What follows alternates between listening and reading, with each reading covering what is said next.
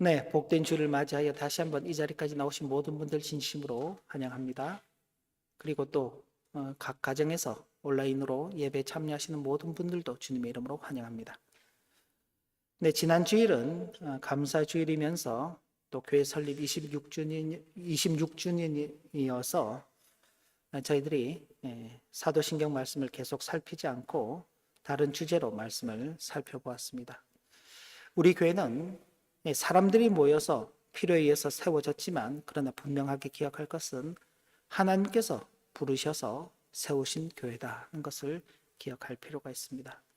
늘 하나님의 그 부르심 앞에 우리가 서 있고 하나님의 세우시는 그 은혜 속에 우리는 서 있다는 것을 기억하면서 어떻게 하든지 우리는 그 하나님의 부르심과 세우심 가운데서 살아가야 할 것을 결단하고 다짐하고 또 힘써가야 할 것입니다.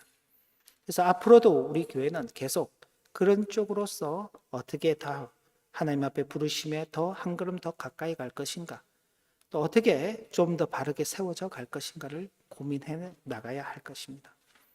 이제 다시 사도신경 말씀으로 돌아와서 오늘 이제 사도신경 마지막 9번째 시간입니다. 사실 사도신경을 다른 교회들이나 다른 곳에서 이렇게 강의하는 내용들을 보면 이렇게 짧게 하지는 않습니다. 적어도 한 20번 이상 정도 사도신경을 강의를 하게 되는데 저는 조금 그렇게 길게 하기보다는 압축적으로 말씀을 나누면 좋겠다 그렇게 생각을 해서 아주 짧게 압축적으로 말씀을 전하고 있습니다.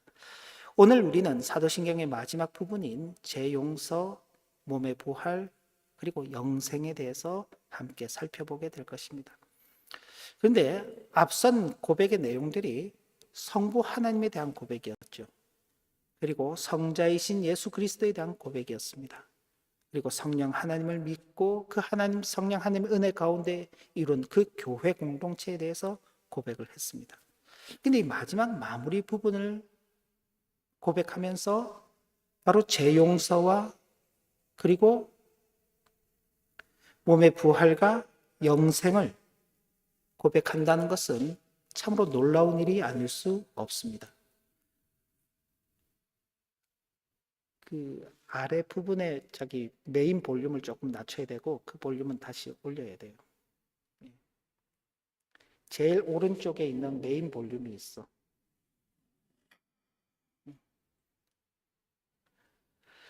자, 이 마지막 부분을 이렇게 고백하고 있는 것은 우리가 앞서 고백한 성삼위 하나님에 대한 그 고백이 얼마나 실제적인 고백인지를 우리에게 보여주는 것입니다. 어떤 면에서 실제적이냐? 우리가 하나님을 신앙한다고 말할 때 많은 경우에 하나님께서 이렇게 해라, 이렇게 하지 말아라, 이렇게 하면 복을 받고 이렇게 하지 않으면 복을 받지 못한다, 저주를 받는다라는 그런 말씀들을 하실 때에 우리는 하나님 때문에 어쩔 수 없이 신앙을 해야 되는 거구나 라고 생각하게 됩니다. 왜요? 하나님의 말씀을 듣지 않으면 심판이 주어진다고 하니 심판받지 않으려면 어떻게 해야 돼요? 하나님의 말씀을 들어야 된다. 그래서 하나님 때문에 어쩔 수 없이 신앙을 하는 것 같고, 그래서 성부 하나님에 대해서도 고백을 해야 되고 성자이신 그리스도에 대해서도 고백해야 되고 성령 하나님에 대해서도 고백해야 된다. 그런데 그 마지막 부분에 가서 하나님의 모든 관심이 그렇게 고백하는 우리들에게 죄를 용서해 주시고 몸의 부활을 허락하시고 영원한 생명을 주시기 위해서 그 고백을 하게 하셨다라고 우리는 이해할 수 있게 되는 것입니다. 그러니까 성삼위 하나님께서는 이 고백을 통해서 하나님께서 무엇보다도 우리를 위하고 계신다는 그 사실을 우리에게 보여주시는 것입니다. 그러니까 단순히 우리는 사도신경으로 신앙을 고백합니다. 그러면 하나님께 대한 우리의 신앙을 고백하는 것으로만 생각하기 쉬운데 이 고백의 마지막 부분을 살펴보면서 이 고백을 통해서 하나님께서 얼마나 우리를 위하고 계시는지를 깨닫게 하시는구나 하는 그 생각을 하게 되는 것입니다. 바로 이런 하나님의 그 마음을 우리에게 가르쳐 주는 것이 이 신앙의 고백인 것입니다. 먼저 마지막 부분에 저를 용서받는 것과 라고 그렇게 되어 있습니다만은 이 전체적인 문장은 나는 죄를 용서받는 것을 믿습니다 라는 그 의미입니다. 우리가 죄에 대해서 용서받을 수 있는 근거는 하나님께서 당신의 아들을 통해서 우리의 죄를 용서하시겠다고 정하셨기 때문에 그렇습니다. 우리가 죄의 용서를 받을 만한 어떤 근거가 있는 것이 아니라 우리는 늘 죄를 반복적으로 범하고 있죠. 세례를 받고 성찬에 참여하여서 예수 그리스도를 덧입었다고 말하지만은 그러나 우리는 순간순간 계속 범죄하고 또 죄에 빠지고 세상 욕심에 빠지고 우리가 늘 말하기는 또 늘 고백하기는 이 세상을 바라보는 것이 아니라 하늘을 바라보고 살아가야 한다. 이 땅의 양식이 아닌 하늘의 양식을 먹고 살아야 한다. 그렇게 고백하고 기도하고 소망하지만은 어떤가요? 당장 눈앞에 이 세상의 일들이 펼쳐져 있고 당장 이 땅의 양식을 먹지 않으면 우리의 생명이 연장되지 못하고 당면한 문제들로 인해서 근심과 걱정들이 있죠. 우리는 이 세상의 어떤 그 테두리 안에서 참 벗어나기가 쉽지 않은 그런 존재입니다. 세상에 매여서 사는 존재이죠. 그런데 이 세상에 매여서 사는 존재는 결국 하나님의 나라를 구할 수 없는 존재인 것입니다. 그러니까 우리 스스로에게 구원을 이룰 만한 뭔가를 찾아보라고 말씀하시면 우리는 찾아낼 수 있는 것이 아무것도 없습니다. 하나님께서 당신의 아들을 이 땅에 육신으로 보내시고 고난을 받으시고 십자가에 죽으시고 장사된 지 사흘 만에 다시 살아나게 하시는 그 일을 통해서 우리로 하여금 우리의 죄가 사함받도록 하는 그 놀라운 은혜 가운데로 이끌어 들이시는 것입니다. 하나님께서는 바로 그런 일을 통해서 우리의 죄를 용서하셨을 뿐만 아니라 우리의 죄된 본성도 기억하지 않으신다. 우리의 본성은 늘 죄를 향해서 가고 있고 죄에 이끌리며 살아가고 있습니다. 근데 하나님께서는 그것도 보지 않으신다는 것입니다. 그에 대해서 정죄하시지도 않고 그에 대해서 어떤 형벌을 내리지도 않는 것입니다. 그런데 사람은 어떤가요? 사람은 그러지 않습니다. 우리 그 속담 중에 될성 싶은 나무는 떡잎부터 알아본다 그러죠. 좋은 말은 잘 될 사람은 어릴 때부터 잘 된다 그러는 것입니다. 반대말은 그걸 다르게 의미를 해석하면요, 안 될 애는 안 된다, 안 될 사람은 안 된다라는 의미가 담겨져 있는 것입니다. 우리는 그 안 될 사람은 어떻게 해야 되나요? 안 될 사람을 격려해서 그 사람이 잘 될 수 있도록 해주기보다는 안 될 사람은 빨리 없애버리는 것입니다. 지난 역사 속에서 이런 생각을 가졌던 수많은 사람들이 있었습니다. 그래서 전쟁을 일으키기도 하고 무차별적으로 사람을 죽이기도 하고 우수한 사람, 힘 있는 사람, 능력 있는 사람들만 살아가는 그런 시대. 그런 시대가 유토피아고 그런 나라를 건설하는 것이 지상의 왕국이다라고 그렇게 생각했던 사람들이 있습니다. 근데 그 일들은 지금 이 시대 가운데도 있는 것입니다. 우리가 남에 대해서 함부로 공격을 하고 남에 대해서 함부로 어떤 행동들을 하게 될 때는요, 저 사람은 나보다 못한 존재이기 때문에 저 사람은 어떤 일을 당해도 마땅하다는 그 생각을 하는 것입니다. 지난 며칠 사이에 중동 지역에 큰 전쟁들이 있었습니다. 수천 발의 미사일이 오고 가면서 서로가 서로를 공격하죠. 그걸 쏠 때 저 속에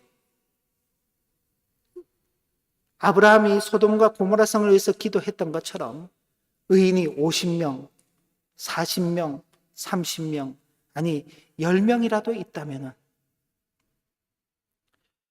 우리가 이렇게 미사일을 쏘는 것이 마땅한가라는 그 고민을 한 사람이 있을까요? 없습니다. 적이 있는 사람들은 다 죽어도 상관이 없다라고 생각하기 때문에 쏘는 것입니다. 그 속에 잘못이 있는 사람도 죽겠지만은 잘못이 없는 무고한 사람들도 함께 희생이 되는 것입니다. 인간은 그렇습니다. 그러나 하나님께서는 그런 인간의 죄를 용서하시기 위해서 당신께서 당신의 아들을 제물로 내어주시는 그 방식을 택하신 것입니다. 그럼에도 불구하고 인생이 여전히 죄악 가운데 있지만 그 죄를 기억하지 않으시는 것입니다. 거기에 대해서 어떤 형벌도 정죄도 내리지 않으시는 것입니다. 어떻게 이런 놀라운 일이 있게 되는가?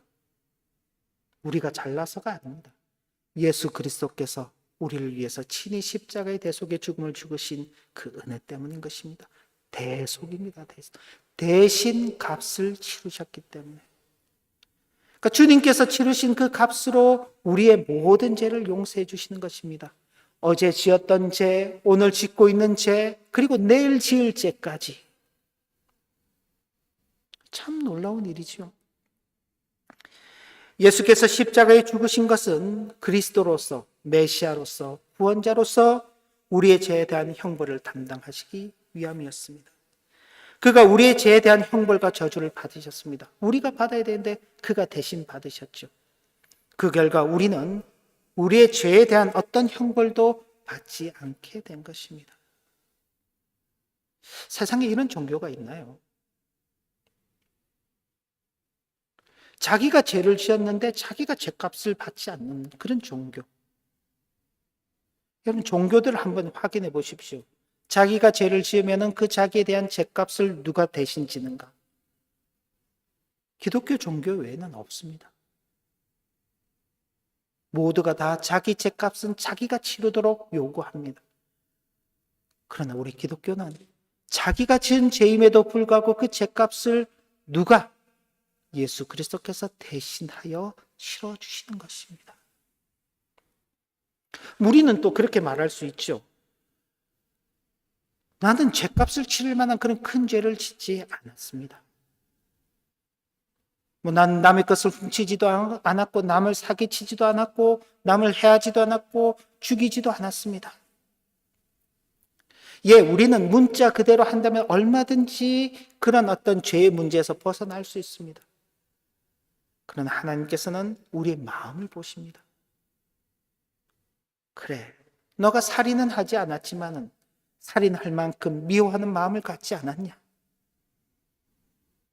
너가 남의 것을 훔치지는 않았지만은 그것을 훔쳤으면 하는 그런 마음, 억지로라도 저것을 뺏었으면 하는 그런 마음, 나는 왜 저런 것이 없는지에 대한 그런 원망과 불평을 가지지는 않았나?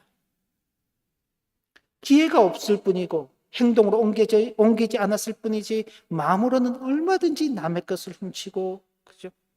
남을 미워하고. 그 우리 주님께서 말씀하셨죠. 마음으로 가늠한 자는 이미 가늠한 자다.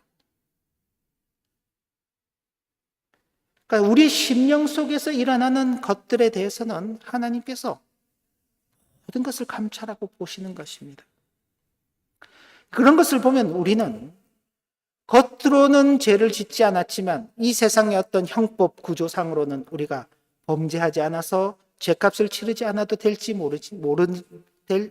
치르지 않아도 될지 모르지만, 그러나 우리의 심령을 감찰하시는 하나님 앞에서는 감히 우리가 죄 없다 하지 못하는 것입니다.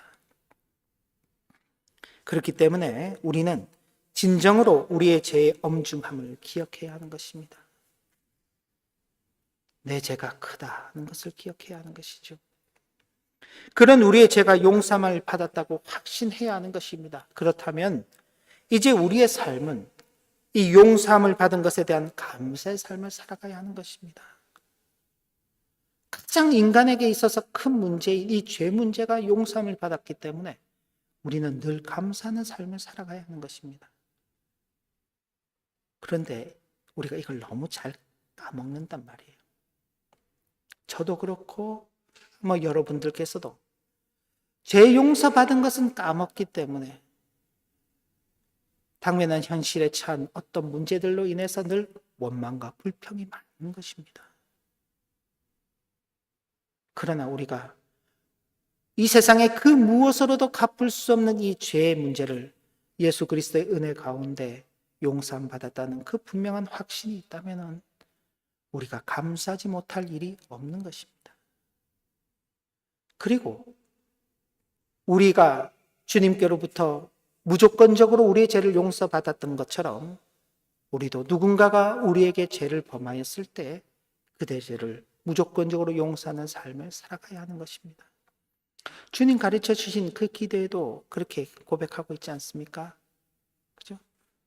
우리가 우리에게 죄 지은 자를 용서하며 살기를 소망합니다. 주님께서 가르쳐 주신 그 기도를 하면서도 죄의 용서에 대해서 우리가 용서함을 받았기 때문에 용서하며 살기를 소망합니다라고 간구하는 것이 그게 우리인 것입니다. 왜냐? 우리는 죄의 그 심각성을 알고 그 심각한 죄로부터 우리는 아무것도 할 수 없지만 하나님께서 그 은혜 가운데 우리의 죄를 용서해 주셨다는 그 분명한 확신을 가지고 있기 때문에 그런 것입니다. 바로 이런 것을 우리가 어디서 확인할 수 있느냐? 바로 죽음 앞에서 확인하게 되는 것입니다. 모든 인간은 죽음이란 현실 앞에서 비로소 자신이 얼마나 악한 존재인지를 깨닫게 되는 것입니다. 죽음이 이르게 되면 스스로 자신을 돌아보고 자신이 얼마나 부질없는 생각과 말과 행동들을 하면서 살았는지를 깨닫게 되는 것입니다. 그리고 그런 자신을 참으로 비참하게 여기며 부끄럽게 생각하는 것입니다. 우리가 이걸 간접적으로 경험해 볼 수 있는데 누군가가 이 땅에 생명이 끝난 그 일을 기념하는 장례 자리에 갔을 때 그 자리는 대단히 엄숙하죠. 아, 나도 언젠가 저렇게 이 땅의 생명이 끝날 날이 있겠구나. 그 날이 되면 과연 나는 하나님 앞에서 어떤 모습으로 서게 될까? 자신의 지나간 날을 되돌아보는 것입니다. 이건 꼭 기독교 신앙만이 아니더라도 일반적인 종교나 일반적인 사람들도 다 한 번쯤 생각해 보는 것입니다. 죽음 앞에서야 스스로를 돌아보죠. 그 죽음의 자리에 가서 죽으면 인생 끝인데 나는 마음대로 살 거야. 그렇게 생각하고 그렇게 말하는 사람은 없습니다. 아무리 망나니 같은 사람이라도 그 자리에 가면은 죽음을 두려워하고 자신의 남은 생을 참 함부로 헛되이 살아서는 안 되겠다고 그렇게 다짐하게 되는 것입니다. 그러나 인간의 다짐이라는 것이 참 길지 않아서 또 그 자리를 벗어나면 금방 죽음이라는 것을 잊어버리고 왜냐하면 살아야 되니까 그러니까 살아야 하는 삶이 있으니까 그 삶에 매몰이돼서 또 죽음을 잊어버리는 것입니다. 근데 그것이 정말 사는 것이냐? 정말 사는 것이 아닐 수 있는 것입니다. 바로 그런 점들 때문에 인생들은 죽음을 두려워하게 되는 것입니다. 그리고 할 수만 있다면 어떻게든지 죽음을 피해 보려고 하는데 피할 길이 있으면 좋겠지만 피할 길이 없는 것입니다. 이 땅에서 죽음을 피할 수 있는 존재는 아무도 없습니다. 히브리서 9장 27절을 보면 한 번 죽는 것은 사람에게 정해진 것이다. 그렇게 말씀하고 있습니다.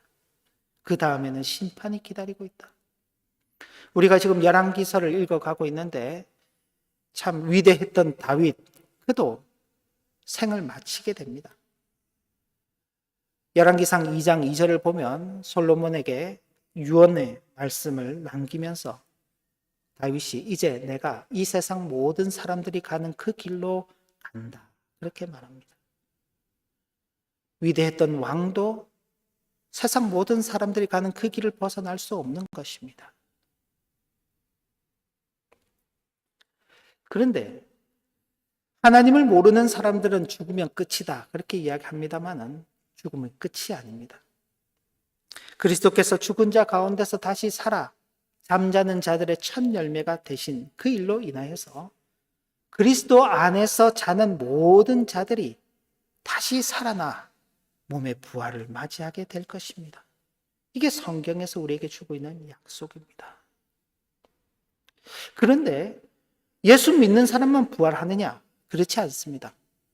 성경을 보면 예수 믿는 사람도 부활을 하고 예수를 믿지 않는 불신자들도 함께 부활한다고 그렇게 말씀하고 있습니다. 우리 주님께서 말씀하시기를 요한복음 5장 28절부터 29절입니다. 우리 교환을 보시면서 함께 봉독해 보겠습니다. 같이 한번 읽어볼까요? 이를 놀랍게 여기지 말라.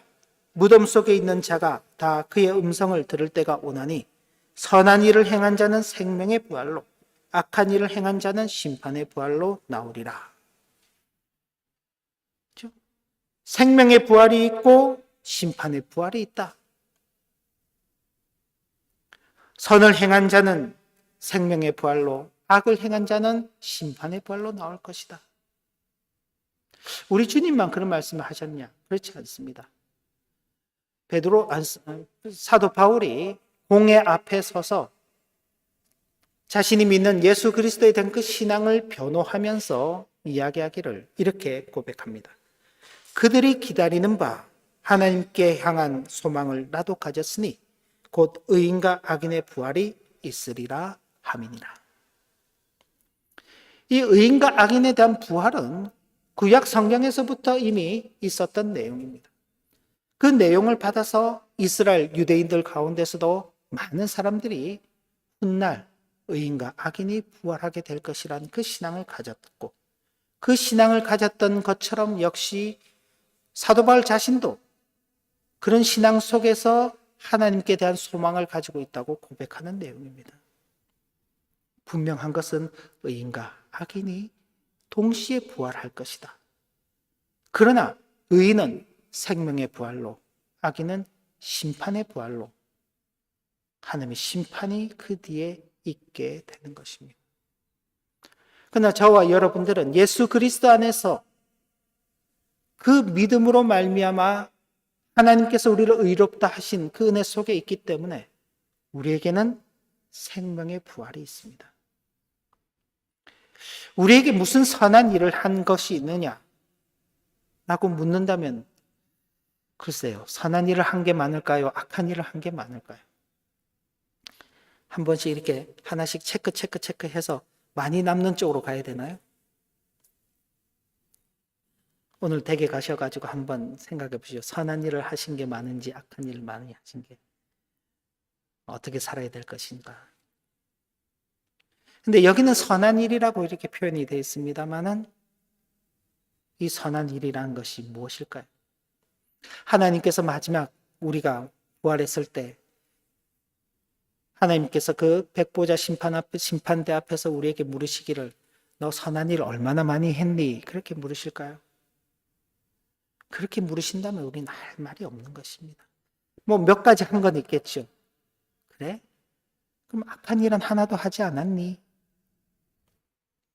악한 일도 많죠. 하나님께서는 우리에게 그렇게 계산하지 않으시는 것입니다. 표현은 선한 일을 행한 자는 생명의 부활로 나온다고 말씀하셨지만은 이것을 우리에게 물으실 때는 예수를 믿느냐라고 물으실 것입니다. 그때 우리는 착한 일을 했냐 그러면 할 말이 없지만 예수를 믿느냐라는 그 말에는 예, 믿습니다. 아멘이라고 대답하겠죠. 바로 생명의 부활로 나오게 되는 것입니다. 성도에게 있어서의 영생, 그것은 죽은 후에 비로소 시작되는 것이 아닙니다. 예수 그리스도를 믿는 그 순간에 이미 시작되는 것입니다. 어떻게 그렇게 말할 수 있냐고요? 오늘 우리가 읽은 본문 말씀을 다시 한번 보겠습니다. 다시 한번 돌려서 오늘 우리가 읽은 본문 말씀을 같이 한번 다시 읽어볼까요? 같이 읽습니다. 내가 진실로 진실로 너에게 이르노니 내 말을 듣고 또 나 보내신 이를 믿는 자는 영생을 얻을 것이고 얻었고 다음에 심판에 이르지 아니할 것이니 아니하나니 사망에서 생명으로 옮길까 말까 그렇게 돼 있나요? 옮겼느니라. 이미 종결형으로 다 쓰여져 있는 것입니다. 영생을 얻었고 심판에 이르지 아니하고 사망에서 생명으로 옮겨졌다 라고 그렇게 마침표를 딱 찍으시는 것입니다. 언제요? 언제요? 나중에 죽은 후에 부활해서 그때 한번 저울에 달아보고 그렇게 하신다고 말씀하지 않았습니다. 내 말을 믿고 나 보내신 이를 믿으면 우리는 이미 영생 가운데서 살아가는 것입니다. 예수 그리스도께서 이 땅에 오시고 그가 오셔서 사역하시는 그 일로 말미암아 하나님의 나라가 임하였습니다. 우리는 그런 예수 그리스도를 믿음으로 말미암아 이미 하나님 나라에 속한 자들이 되었습니다. 그렇기 때문에 하나님 나라에 참여한 우리들은 이미 영생을 얻은 자, 영생에 참여한 것입니다. 그럼에도 불구하고 우리는 아직 이 땅 가운데서 살아가고 있기 때문에 우리의 몸은 영생을 덧입은 몸은 아닙니다. 그렇기 때문에 부활이 필요한 것입니다. 하늘에 오르시어 하나님 우편에 앉아 계신 그리스도께서 다시 재림하실 때, 그때가 되면 우리는 하늘로부터 오는 처소를 덧입게 될 것입니다. 이전에 우리의 몸은 썩을 몸이요, 이전에 우리의 몸은 못된 몸이요, 이전에 우리의 몸은 약한 몸이요, 이전에 우리의 몸은 육의 몸이었다면 그리스도께서 다시 오셔서 하늘로부터 새로운 처소를 덧입게 될 때에는 우리의 몸은 썩지 아니할 몸으로, 영광스러운 몸으로, 강한 몸으로, 신령한 몸으로 변화되어서 영생을 누리게 될 것입니다. 이 세상의 모든 것들을 다 씻어버리는 것입니다. 그런데 우리가 영생 그러면 영원히 사는 것 그렇게 생각하기 쉬운데 영생은 단순히 영원히 사는 것을 말하는 것은 아닙니다. 하이델베르그 교리문답 58문은 이렇게 질문을 합니다. 영생이 주는 유익이 무엇입니까? 영생이 당신에게 어떤 유익을 줍니까? 영생이 무엇입니까? 당신이 영생을 생각하면 어떤 유익을 받는다고 생각합니까? 고통도 없고 슬픔도 없고 거기서 하나님 나라에서 영원히 사는 것 이렇게 생각하기 쉬운데 그것보다도 훨씬 더 넓고 깊은 의미들이 담겨져 있습니다. 이건 역시 우리 함께 같이 한번 읽어보겠습니다. 그 안에 내용이 고백되어 있습니다. 같이 읽습니다. 영원한 기쁨의 시작을 지금 내가 느끼고 있으니 이 생명이 끝난 이후에는 내가 눈으로 본 적도 없고 귀로 들은 적도 없으며 사람이 마음으로 생각한 적도 없는 완전한 복락을 소유하게 될 것이며 그 가운데서 영원토록 하나님을 찬양하리라는 것입니다. 단순히 우리가 오래 사는 거, 영원히 사는 것이 아니라 하나님께서 주시는 그 복을 누리고 하나님을 찬양하며 사는 것이다. 것입니다. 웨스트민스터 소요리 문답의 제1문을 보면 사람이 이 땅을 살아가는 진정한 목적이 무엇이냐? 사람이 이 땅에 왜 태어나서 왜 사느냐? 그 목적이 무엇이냐라고 질문을 합니다. 그리고 그에 대한 답으로 하나님을 영화롭게 하고 그를 영원토록 즐거워하는 것이 사람이 이 땅을 살아가는 목적입니다. 이 땅을 살아가는 날 동안도 그 목적을 위해서 살았다면 영원한 하나님의 나라에서 살아가는 그 일도 바로 그 일을 위해서 하나님께서 주시는 그 복을 누리고 하나님을 영원토록 찬양하며 사는 것이 그것이 영생에 있어서 가장 중요한 것입니다. 만약 우리에게 죽음이 없다면요. 여러분 어떤 일을 해도 죽지 않는다. 한번 상상해 보십시오.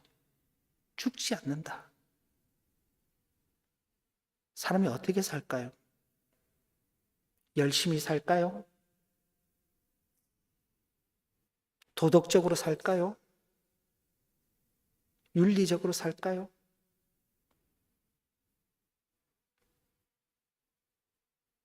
어떻게 살 것 같습니까? 죽지 않으니 사람이 자기 마음대로 사는 것입니다.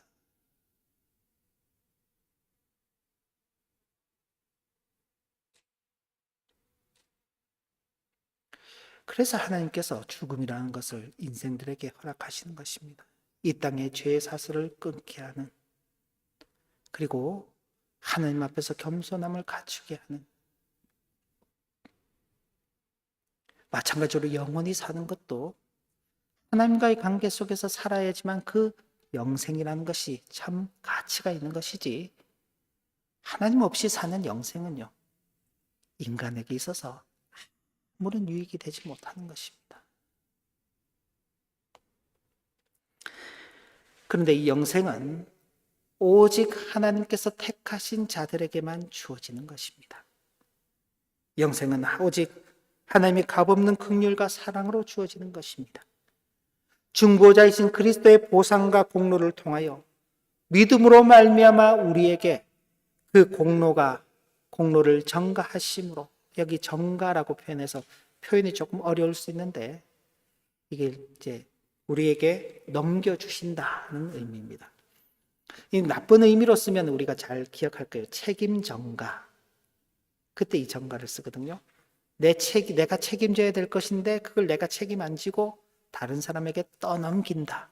나쁜 의미로 쓸 때는 떠넘긴다 하는 것인데, 이게 좋은 의미로 쓸 때는 어떤 권리, 자격 이런 것들을 넘겨준다, 위임한다 하는 그런 의미입니다.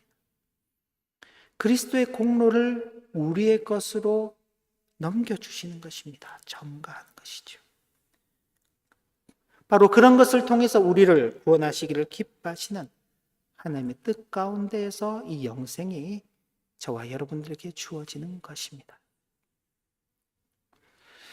자, 말씀을 전체를 정리하면 오늘 우리는 재용서, 몸의 부활, 그리고 영생에 대해서 믿습니다 라는 고백을 하였습니다.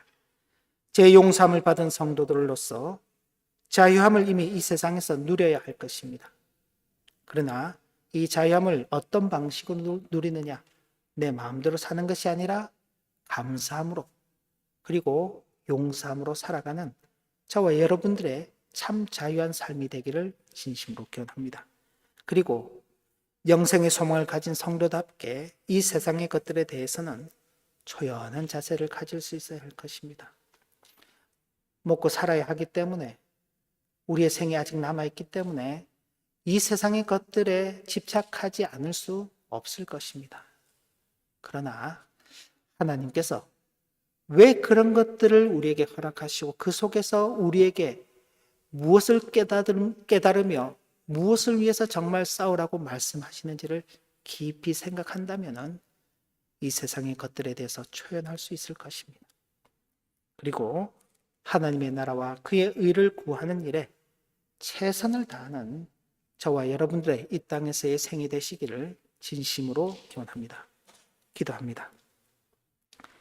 하나님 아버지, 주신 교훈의 말씀을 마음에 새기며 제 용서함, 몸의 부활, 영생을 믿는 성도답게